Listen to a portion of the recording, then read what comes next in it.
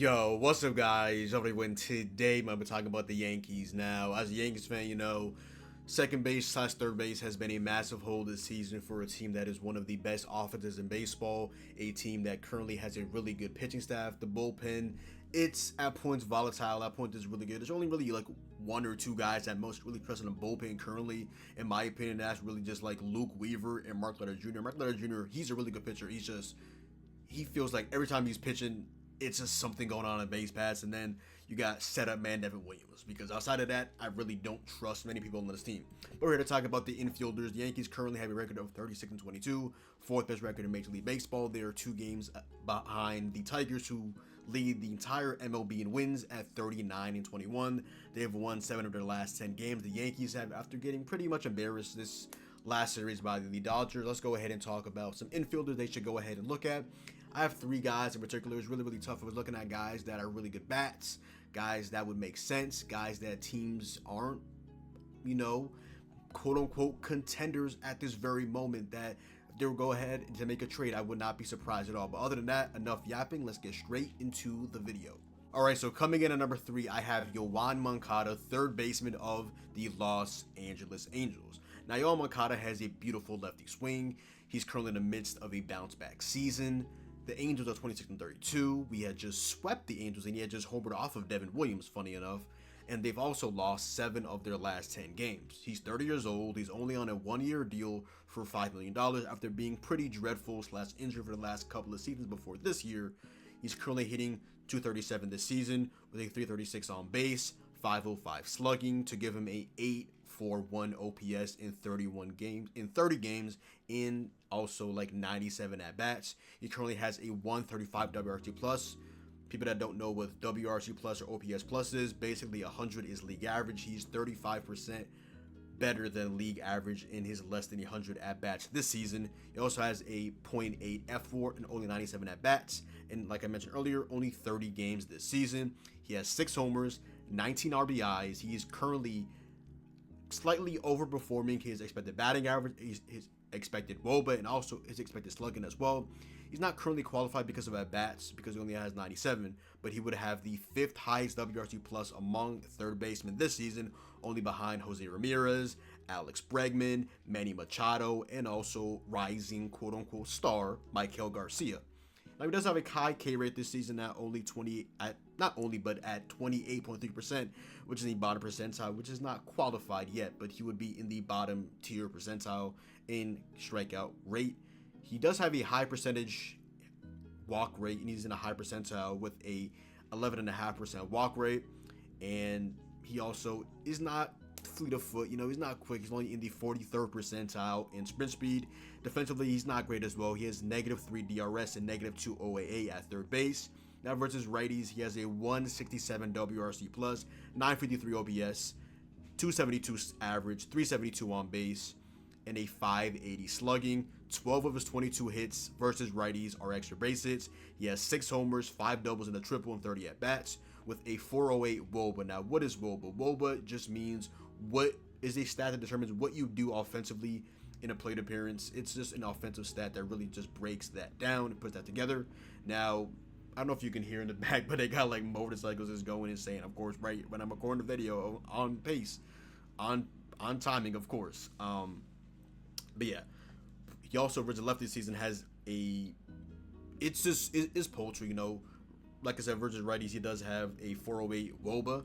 Now, versus lefties, it's very poultry. It's limited at bats, but it's been bad. He has a disgusting -22 WRC plus, a just revolting .60, a .063 batting average, a .158 on base, .125 slugging for a 238 OPS and a .142 WOBA, which is weighted on base average. He also only has 1 extra base hit, and that being a double, as he is 1 of 16 against left-handed pitchers. And he's also, as I was making this video and doing on the research, he was just put on the IL by the Angels. And let me just quickly look up what that injury was for Yoan Moncada. I want to say it was something with his hamstring. So let me just quickly look this up. Yep. And 2 hours ago, Yoan Moncada was placed on a 10-day injured list today with right knee inflammation. This guy that's played less than 100 at bats this season and has really dealt with injuries in the past and just has been pretty volatile when he has played in years past with the Chicago White Sox. So yeah, now Josh Chisholm Jr. is probably going to end up playing third base when he comes back to the Yankees. Currently, he's rehabbing and I believe still Double A, so he's going to be on Triple A relatively soon. He will end up playing third base and second base. You know, you have guys like Yorbit Vivas, who's currently playing right now, not really playing well at all. It's just not really ideal so far. He's not ready. He might not ever be ready. I mean, it's just a hard truth at the end of the day. So I would like to go out and maybe look for a guy like a Yoan Moncada, who, you know, you could have gotten him for free, but at the end of the day, it is what it is. So let's go on and move on to number 2. So coming in at number 2, I have the Yankees' 30th overall prospect. I have had Jesus Rodriguez, who plays in multiple positions. Like I mentioned, he's the 30th ranked prospect for the Yankees according to MLB Pipeline.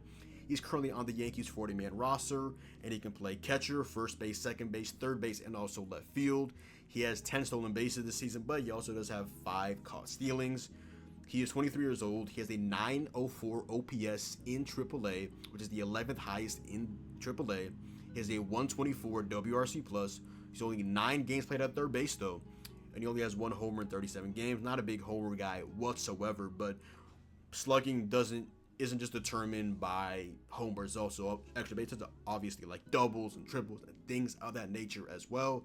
You can just play the multiple positions. You know, he has quote-unquote some speed because he has 10 stolen bases, so that's definitely ideal. He also has a 124 WRC+. He, like I mentioned, only 1 homer so far, but he is hitting 362 with a 443 on base and a 461 slugging, as he also has 7 doubles and 2 triples. He also only has a 17% strikeout rate this season, and also a really good 14.2% walk rate this season. Now versus righties, he's hitting 345 with a 408 on base, 365 slugging to give him a 773 OPS with 3 extra base hits, that including 1 homer and 2 doubles. He has 15 RBIs in the season as well and 126 at-bats. Now versus lefties, he's hitting 302 with a 380 on base, 512 slugging to give him an 892 OPS with 7 extra base hits, those being 5 doubles and 2 triples and 25 at-bats. Not a homer hitter at all. He only has a combined 16 combined home runs in 326 career minor league games, as you can probably hear, because it's literally going insane right now. They're just mowing the grass. My neighbor's right across from me, so this is just like comedic timing at this point. But another day, another troll as usual. Now let's go on and move to the lefties against Jesus Rodriguez, which he is hitting 302 with a 380 on base, 512 slugging to give him an 892 OPS with 7 extra base hits, 5 doubles, 2 triples, 25 at-bats. Like I mentioned, not a homer hitter at all. He only has a combined 16 homers and 326 career minor league games. But, you know, he can hit doubles consistently at the MLB level. It's not ordeal, but, you know, he'll allow it at the end of the day. It's really like no pop at all. I was very surprised just looking into him. I was like, wow, he really has no pop. It's not like he's just been struggling to get pop across the 37 AAA game. Just like, no, he does not have homer pop. But at the end of the day, it is what it is. He plays on multiple positions. You know, he doesn't strike out. He takes his walks. I really want to see his defensive metrics at third base though, because we could definitely use him. He also has played second base as well, so maybe he is used there as well. I mean, we need another righty, you know, that wouldn't hurt. We need a righty bat, you know, him, Everson Pereira. We'll take either one of them now. He can play the infield, so I want him. But Everson, we'll take you in the outfield too, /DH, brother, for sure. Righty bat will pop. Now, he does have strikeout problems. I want to see what his rock rates are and things like that, but at the end of the day, we'll take him. Absolutely. So, with that being said, coming in at number 1, I have Eugenio Suarez, a.k.a. Gino Suarez of the Diamondbacks. Now, you may wonder, why did he back straight Gino? I mean, the D-backs are currently 28-31. They're not out of it.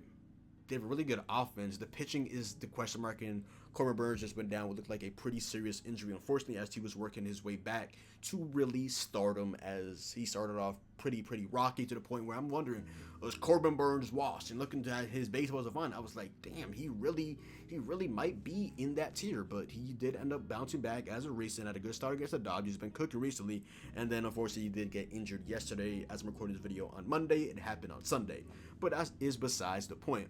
They've lost 8 of their last 10 games. Gino was in a contract season at 33 years old. He's making $15 million this season. He's about to be 34. He's hitting .231 this season with a .821 OPS, .311 on base, and a .509 slugging. He has 16 homers, 44 RBIs, and 11 doubles in 59 games this season, with a 123 WRC plus, which is 9th best at third base among qualified hitters. He's currently underperforming and getting unlucky by his expected batting average, his expected WOBA, and also his expected slug as well.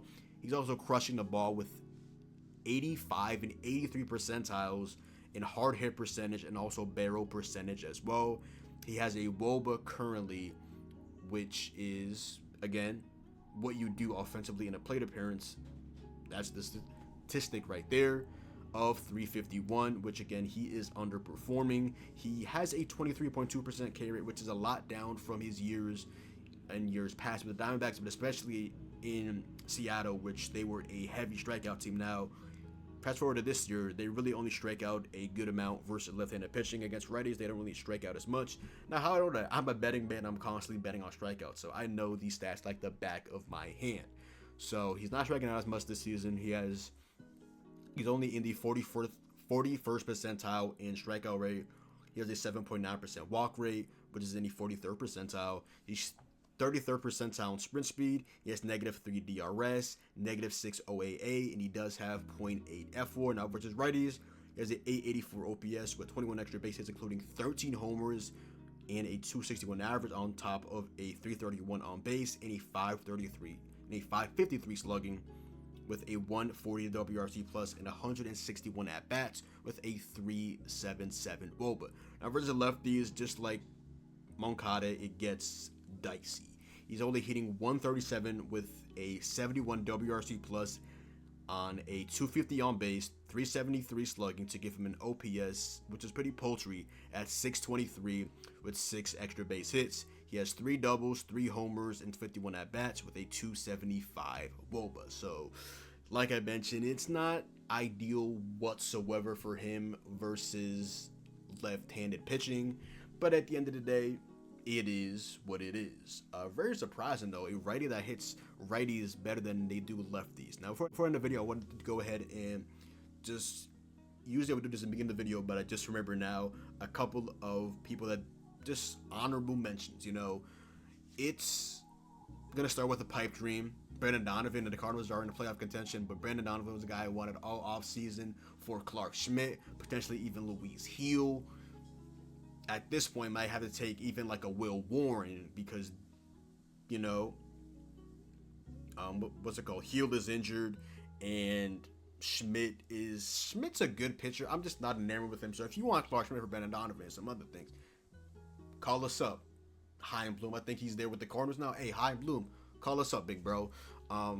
It's just tough because there's so many teams with a good amount of infielders, and I'm really sorting by like WRC plus and OPS. They're all really in playoff contention / division rivals, like the Rays for Brandon Lau, who I'll be interested in to play second base. He's a lefty with pop, but he's also having like a slightly above average season by OPS plus, and WRC plus is like a 108, which is like cool. It's slightly above average, but we'll take him for sure. You know what I'm saying? Short parts in right field, yeah, we'll take him for sure. Yeah. Now, in terms of, you know, Yorber Vivas, he's not ready yet. Like I mentioned, he might not ever really be ready yet.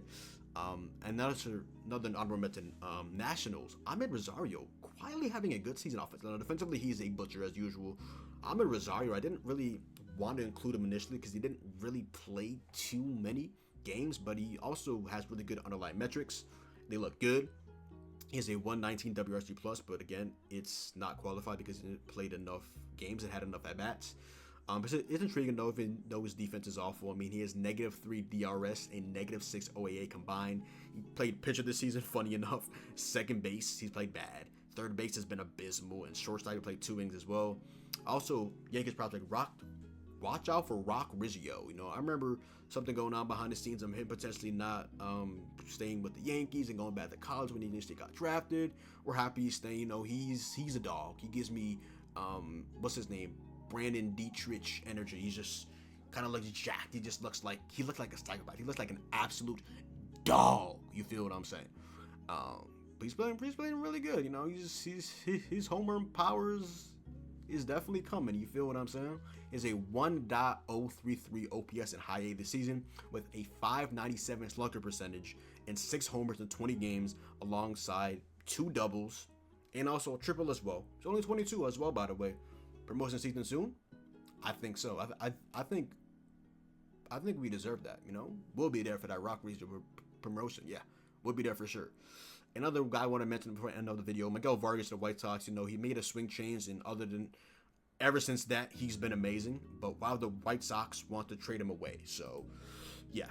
Overall, my top 3: Moncada, Jesus was in their system, and also Gino as well, and a couple of other honorable mentions that I wouldn't mind as well. So comment down below any guys that you want the Yankees to look at for primarily second base, but also third base. I mean, Jazz could play either or. You feel what I'm saying? At the end of the day, I would definitely love that. That would be very, very ideal.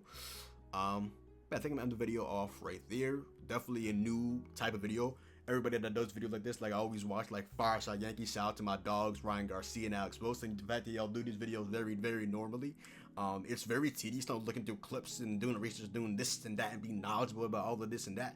Like, I'm really getting into my prospect bag right now, but the fact that y'all been doing it for years and years, shout out to y'all for sure. And all the other prospect evaluators across every other teams and all the other YouTube channels that do baseball content. It is a lot more tedious. I literally had this video just playing outside, playing some cardio, just doing a light basketball workout. I initially thought about this around like 4:30, and I'm now ending the video off at 7 p.m. Just took a quick shower. It's like, yeah. And then it was in a fire on Playback to watch some baseball. By the way, playback.tv/yourboyJon. Links to those will always be in the description box down below. I'm gonna end up getting a new banner and a new social media source that will update with my Instagram, my Playback, and other things like that. But links to those will always be in the description box down below. But yeah, but other than that, yo, that is the video. So go down below, drop a like, comment down below, sub up, make sure you follow me on Twitch, Twitter, and TikTok. It's your boy John. Hopefully you guys did enjoy the video, and I'm out, man. Peace.